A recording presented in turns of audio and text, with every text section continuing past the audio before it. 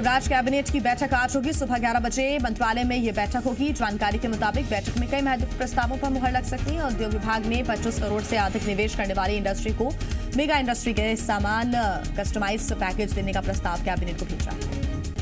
खनिज विभाग ने निर्माण कार्यों के लिए पर्याप्त रेत आपूर्ति करने का प्रस्ताव दिया है।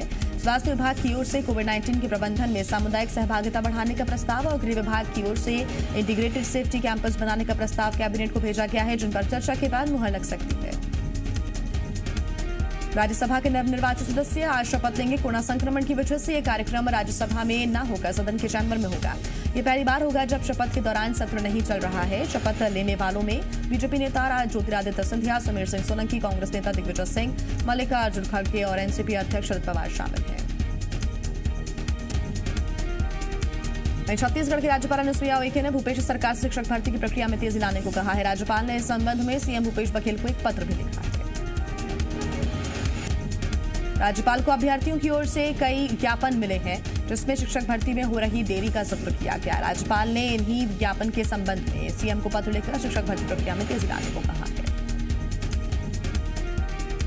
सीएम शिवराज सिंह चौहान आज मध्य प्रदेश के नगर पालिका और नगर परिषद के पूर्व अध्यक्षों से मुलाकात करेंगे। दरअसल कल भोपाल में नगरीय निकायों के पूर्व अध्यक्षों ने नगरीय प्रशासन मंत्री भूपेंद्र सिंह के बंगले पर प्रदर्शन किया। उन्होंने आरोप लगाया कि जिला पंचायत और जनपद पंचायत के अध्यक्षों का कार्यकाल बढ़ा दिया गया।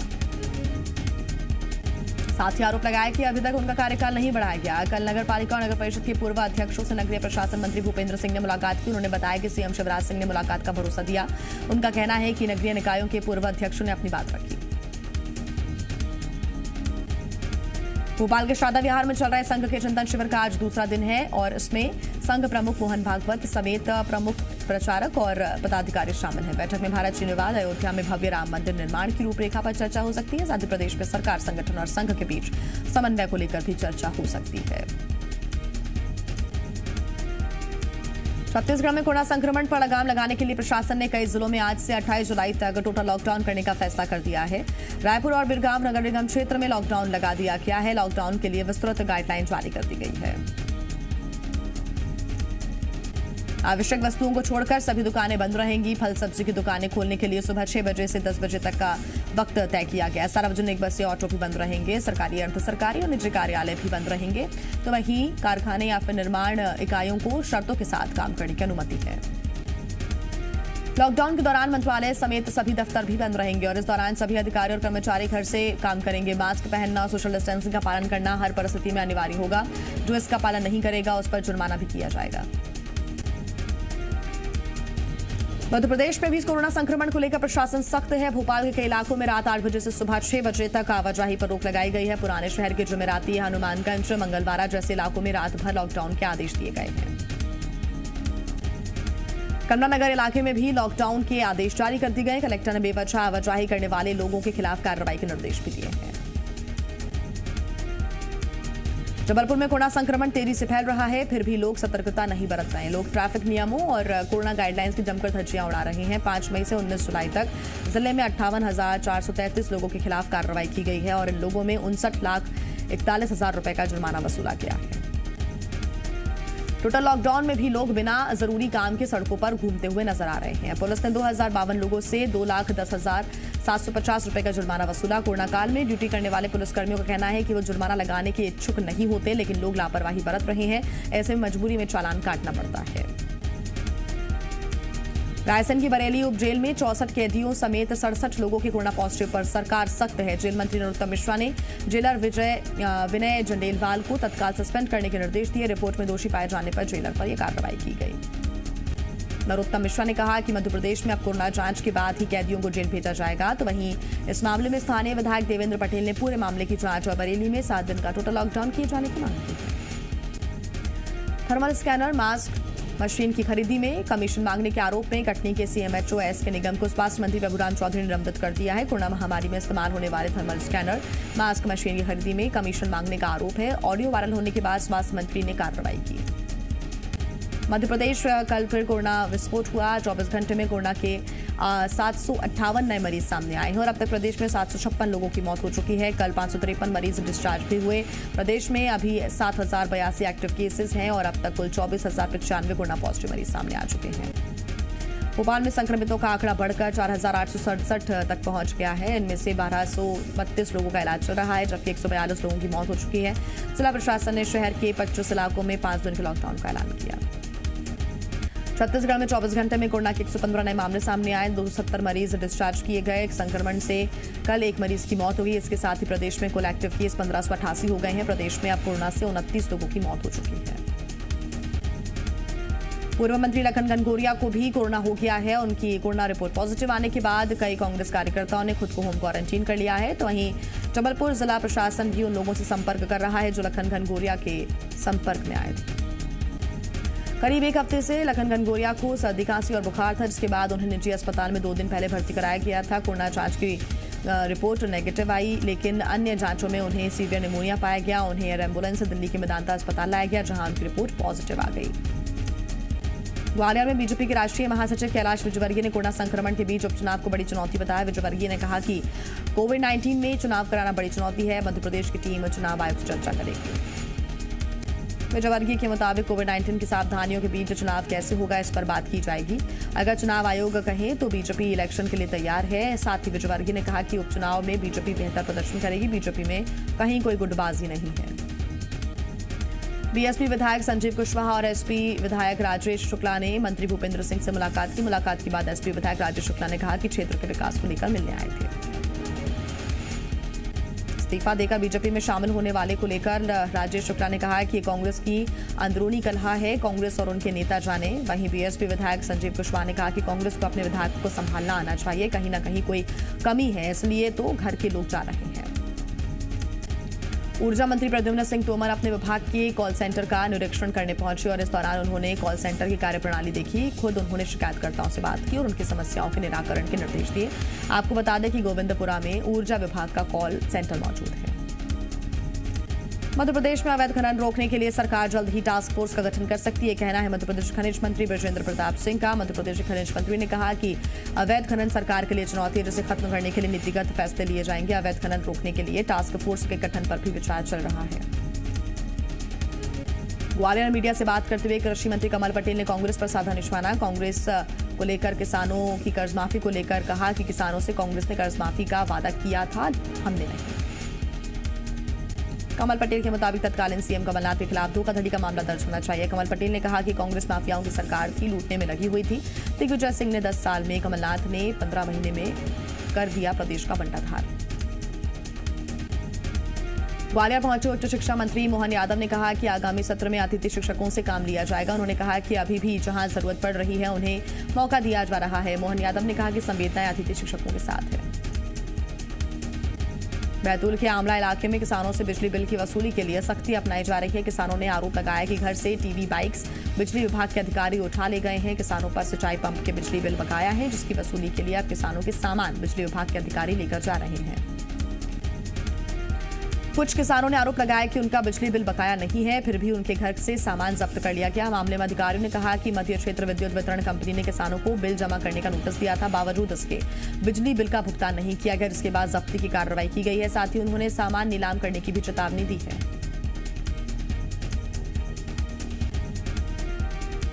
खरगोन में गाड़ी के शोरूम में चोरों ने चोरी करने की कोशिश की। पूरी घटना सीसीटीवी कैमरे में कैद होगी। जानकारी के मुताबिक विस्टान रोड स्थित सेंटर मोटर्स में 4 चोर चौकीदार को बंधक बनाकर शोरूम में घुसे। करीब 2 घंटे तक शोरूम में चोर सामान तलाशते रहे, लेकिन उनके हाथ कुछ नहीं लगा। तो वहीं पुलिस सीसीटीवी के आधार पर चोरों की तलाश में जुटी हुई है। छत्तीसगढ़ में आईएएस अधिकारियों की ईमेल पर हैकर्स की नजर आ गई है। वहीं वरिष्ठ आईएएस अधिकारी डॉक्टर कमलप्रीत सिंह का ईमेल अकाउंट भी हैक हो गया। अधिकारी ने खुद ट्वीट के जरिए इस बात की जानकारी दी है।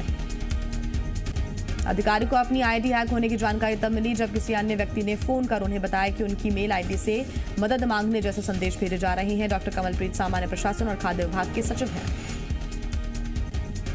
इंदौर में युवक से 9.5 लाख की ऑनलाइन ठगी का मामला सामने आया है, जिसकी शिकायत युवक ने क्राइम ब्रांच से की है। घटना की जानकारी देते हुए डीआईजी ने बताया कि सोशल मीडिया के जरिए युवक की पहचान तक एक युवती से हुई थी। युवती ने खुद को यूके का रहने वाला बताया था। काफी दिनों तक बात करने के बाद दोनों ने शादी का फैसला किया। युवती ने युवक को बताया कि उसने यूके से लैपटॉप, मोबाइल और अन्य कीमती सामान कोरियर के जरिए भेजा है और इंडिया में पार्सल छुड़ाने की बात कही। युवक ने पार्सल के लिए 9,55,000 की राशि भी चुकाई, लेकिन उसे कोरियर नहीं मिला और उसी के बाद से युवती का नंबर भी लगातार बंद है। ठगी का एहसास होने पर युवक ने क्राइम ब्रांच में मामले की जानकारी दी। मध्य प्रदेश में मानसून लगभग आधा बीत भी चुका है, लेकिन अभी भी प्रदेश में कहीं खुशी कहीं गम के हालात बने हुए हैं। 12 जिलों में कम बरसात से फसलों पर नुकसान का खतरा बना हुआ है। धान और सोयाबीन की फसलों को लगातार बरसात की दरकार है। बारिश नहीं हुई तो मक्के की फसल भी संकट में आ सकती है। 18 जिलों में सामान्य से ज्यादा और 21 जिलों में सामान्य से कम बारिश हुई है। 1 जुलाई तक मध्य प्रदेश में सामान्य से ज्यादा बारिश का आंकड़ा 62% था, जो घटकर सिर्फ 5% रह गया है। पिछले साल सोयाबीन का रकबा 55 लाख हेक्टेयर था और इस बार यह बढ़कर 57 लाख हेक्टेयर हो गया है। यदि 15 से 20 दिन में तेज बारिश नहीं हुई तो सोयाबीन की फसल को 40 से 50% तक नुकसान हो सकता है। मौसम वैज्ञानिकों के मुताबिक जुलाई में बारिश कम हुई। इंदौर में कल महज 15 मिनट की बारिश ने नगर निगम की पोल खोल दी। चंद मिनटों की बारिश में शहर की सड़कें तालाब में तब्दील हो गई। ड्रेनेज सिस्टम ठीक न होने के कारण पानी की निकासी नहीं हो सकी, जिस कारण सड़कें लबालब भर गईं। बारिश नहीं होने से परेशान अन्नदाता अब टोटके का सहारा लेने को मजबूर हैं। रतलाम के दंतोड़िया गांव में फसल पर गहराते संकट को देखते हुए ग्रामीणों ने अनोखा टोटका किया। गांव वालों ने उप सरपंच को गधे पर बिठाया और गांव में घुमाया। वहीं शमशान में नाच गाना भी किया। ग्रामीणों का मानना है कि ऐसा टोटका करने से बारिश होती है। सत्ता में पुलिस ने 2 साल पुराने एक अंधे कत्ल का सनसनीखेज खुलासा किया। 16 साल के नाबालिग के रेप और हत्या के मामले में पिता को गिरफ्तार किया गया। अप्रैल 2018 को उछेरा थाने के कोबराव खुर्द गांव में एक 16 साल की बच्ची की घर पर ही रेप के बाद हत्या कर दी गई थी। घर वालों के मुताबिक बच्ची घर पर अकेली थी। जब वो वापस आए तो उसकी हत्या हो चुकी थी। जांच के दौरान शक की सुई बच्ची के पिता पर गई और इसके बाद पुलिस ने पिता को हिरासत में लेकर कड़ाई से पूछताछ की। तो आरोपी ने जो खुलासा किया वो दिल दहला देने वाला था। आरोपी ने कबूल किया कि समाज के डर से उसने अपनी बच्ची की हत्या कर दी। पुलिस ने आरोपी को कोर्ट में पेश कर जेल भेज दिया है। उज्जैन एसटीएफ ने 10 वन्यजीव तस्करों को गिरफ्तार किया है। आरोपियों के पास से एक रेड सेंट बोआ, 2 महुआ सांप और सुनहरा उल्लू बरामद हुआ है, जिसकी कीमत 3 से 4 करोड़ रुपए बताई जा रही है। आरोपियों के पास एक कार भी बरामद हुई है। गिरफ्तार किए गए लोगों में 4 महिलाएं हैं जो खरीदार को तलाशने का काम करती हैं। पकड़े गए सभी लोग इंदौर और धार के रहने वाले हैं। एसटीएफ ने रेड सैंड, बोआ, सांप और उल्लू को वन विभाग को सौंप दिया है। कोरोना काल की बात सबसे ज्यादा मजदूरों पर पड़ी, लेकिन इस दौरान पन्ना में एक मजदूर की किस्मत खुल गई। हीरा खदान में काम करने वाले मजदूर आनंदी लाल कुशवाहा को 50 लाख का हीरा मिला है। 10 कैरेट 69 सेंट का ये उज्जवल किस्म का हीरा मजदूर को सरकोह स्थित रानीपुर गांव के निजी क्षेत्र की खदान में मिला। इस खदान में 9 मजदूर पार्टनर थे। आपको बता दें कि इससे पहले भी एक मजदूर को 70 सेंट का हीरा मिला था। वहीं दोनों हीरों को अब हीरा कार्यालय में जमा कराया गया है। सोशल मीडिया की नई सेंसेशन ज्योतिबाई देशमुख ने अपनी आवाज से धूम मचा रखी है। बुरहानपुर जिले के नेपानगर तहसील के महात्मा गांधी नगर की रहने वाली ज्योतिबाई देशमुख 48 साल की हैं। उन्हें गाने का बचपन से ही शौक था, लेकिन गरीबी के कारण वो अपने शौक को आगे नहीं ले जा पाई। हाल ही में किसी ने ज्योतिबाई देशमुख का एक वीडियो सोशल मीडिया पर डाल दिया, जो देखते ही देखते वायरल हो गया। अब उनके वीडियो खूब शेयर किए जा रहे हैं। लोगों को ज्योति अपनी सुरीली आवाज से दीवाना बना रही है। प्रधानमंत्री मोदी आज इंडिया आइडियाज समिट को संबोधित करेंगे। भारत अमेरिका व्यापार परिषद इस सम्मेलन को आयोजित कर रहा है। सम्मेलन की थीम है बेहतर भविष्य का निर्माण। सम्मेलन में दोनों देशों के बीच व्यापार और सहयोग पर चर्चा की जाएगी। अयोध्या में 5 अगस्त को श्री राम मंदिर के लिए होने वाले भूमि पूजन से पहले 3 अगस्त से पूजन उत्सव शुरू होगा। 3 अगस्त को मंदिर की आधारशिला कार्यक्रम की शुरुआत गणपति पूजन से होगी। भूमि पूजन के लिए देश की पौराणिक नदियों और रामेश्वरम से जल और मिट्टी लाई गई है। शिवसेना अध्यक्ष उद्धव ठाकरे 5 अगस्त को अयोध्या में राम मंदिर के भूमि पूजन में शामिल होंगे। शिवसेना नेता संजय राउत ने इसकी पुष्टि करते हुए कहा कि शिवसेना का अयोध्या राम मंदिर में से भावनात्मक, धार्मिक और राष्ट्रीय नाता है। महाराष्ट्र सरकार में सहयोगी एनसीपी के नेता माजिद मेनन ने मुख्यमंत्री उद्धव ठाकरे को राम मंदिर के भूमि पूजन कार्यक्रम में न जाने की नसीहत दी है। माजिद ने कहा है कि धर्मनिरपेक्ष लोकतंत्र के मुखिया को किसी खास धर्म की गतिविधियों को बढ़ावा देने से बचना चाहिए। केंद्रीय पर्यावरण मंत्री प्रकाश जावड़ेकर ने राहुल गांधी पर पलटवार करते हुए कहा, फरवरी में शाहीन बाग और दिल्ली में दंगे, मार्च में सिंधिया और मध्य प्रदेश में सरकार गंवाना, अप्रैल में मजदूरों को भड़काना, मई में कांग्रेस की हार की 6ठी वर्षगांठ, जून में चीन की वकालत और जुलाई में राजस्थान में सरकार पर संकट, कांग्रेस की 6 महीने की उपलब्धियां। पूर्वी लद्दाख में पैंगोंग झील के पास फिंगर 5 की चीन के सैनिक अब भी वहां पर मौजूद हैं। सूत्रों के मुताबिक कमांडर स्तर की 4 दौर की बातचीत के हफ्ते भर बाद भी फिंगर 5 से चीन के सैनिकों को नहीं हटाया गया। कमांडर स्तर की बातचीत में सेना के पीछे हटने पर सहमति बनी थी। चीन की गतिविधियों पर नजर रखने के लिए नौसेना के MiG-29 के लड़ाकू विमान को नॉर्दर्न सेक्टर से भारतीय वायुसेना के बेस पर तैनात किया जाएगा। सरकार के सूत्रों के मुताबिक पूर्वी लद्दाख में LAC के पास इसका इस्तेमाल किया जा सकता है। अमेरिका ने चीन पर लगाया आरोप कि कोरोना वायरस को बहाना बनाकर चीन ने भारत के क्षेत्र पर कब्जा करने की कोशिश की। अमेरिका ने भारत के खिलाफ चीन की आक्रामकता की आलोचना की है। अमेरिका के हाउस ऑफ रिप्रेजेंटेटिव्स में नेशनल डिफेंस ऑथराइजेशन एक्ट में संशोधन पास हुआ है। इसमें चीन के रवैये पर चिंता जाहिर की गई है। आज दिल्ली में वायु भवन में भारतीय वायुसेना की कमांडर्स की 3 दिन की बैठक शुरू होगी। वायुसेना अध्यक्ष air chief marshal RKS Bhadauria बैठक में मौजूद रहेंगे। बैठक में LAC पर चीन के साथ तनाव और रफाल विमानों की तैनाती पर चर्चा हो सकती है। बैठक की थीम है अगले दशक में भारतीय वायुसेना। NCERT की 12वीं कक्षा के राजनीतिक विज्ञान की किताब में छात्र अब जम्मू कश्मीर में अलगाववाद की जगह अब अनुच्छेद 370 के खात्मे के बारे में पढ़ेंगे। NCERT में जम्मू कश्मीर में अलगाववाद राजनीति से जुड़े पैराग्राफ को हटा दिया गया। 2020-21 सत्र के लिए किताब में स्वतंत्रता के बाद राजनीति चैप्टर में संशोधन किया गया। राजस्थान हाईकोर्ट ने कांग्रेस के बागी विधायकों की याचिका पर 24 जुलाई तक फैसला सुरक्षित रख लिया है। कोर्ट ने 24 जुलाई तक विधानसभा अध्यक्ष से मामले में किसी तरह की कोई कार्रवाई नहीं करने को कहा है। इसके बाद स्पीकर ने सदन की कार्यवाही 24 जुलाई की शाम तक स्थगित कर दी। सचिन पायलट ने कांग्रेस विधायक गिरिराज सिंह मलिंगा को कानूनी नोटिस भेजा है। कांग्रेस विधायक मलिंगा ने सोमवार को आरोप लगाया था कि तत्कालीन उप मुख्यमंत्री सचिन पायलट के आवास पर उनसे कांग्रेस छोड़कर बीजेपी में शामिल होने के लिए 35 करोड़ रुपए की पेशकश की थी। पश्चिम बंगाल की मुख्यमंत्री ममता बनर्जी ने भी बीजेपी पर आरोप लगाया कि वो उनकी सरकार को गिराना चाहती है। ममता ने चुनावी वादा करते हुए कहा कि अगर उनकी सरकार रही तो लोगों को सिर्फ जून 2021 तक नहीं पूरी उम्र मुफ्त में राशन, इलाज और शिक्षा मिलेगी। जम्मू कश्मीर में इस साल अमरनाथ यात्रा नहीं होगी। कोरोना वायरस के संक्रमण की वजह से अमरनाथ यात्रा को रद्द कर दिया गया। यात्रा रद्द करने का फैसला उपराज्यपाल ने अमरनाथ श्राइन बोर्ड की बैठक में लिया। महाराष्ट्र में कोरोना के मरीज बढ़कर अब 3,27,000 हो गए हैं। पिछले 24 घंटे के दौरान महाराष्ट्र में 8,369 नए केस सामने आए। महाराष्ट्र में अब तक 1,82,000 मरीज ठीक होकर डिस्चार्ज होकर अपने घर पहुंच चुके हैं। महाराष्ट्र में किसानों ने हजारों लीटर दूध सड़कों पर बहा दिया। किसान दूध के सही दाम नहीं मिलने से नाराज हैं। किसान प्रति लीटर 30 रुपए दूध का दाम मांग रहे हैं, जबकि फिलहाल उन्हें 17 रुपए लीटर ही मिल रहा है। सरकार के साथ बैठक का नतीजा नहीं निकला। असम में बाढ़ की वजह से 87 लोगों की मौत हो चुकी है। असम के 24 जिलों के 24 लाख से ज्यादा लोग बाढ़ से प्रभावित हैं। 44,000 लोग रिलीफ कैंप में रह रहे हैं। कांचीरंगा पार्क में बाढ़ में डूबकर 116 जानवरों की मौत हो चुकी है। संयुक्त राष्ट्र संघ में ने भी असम में मदद की पेशकश की है।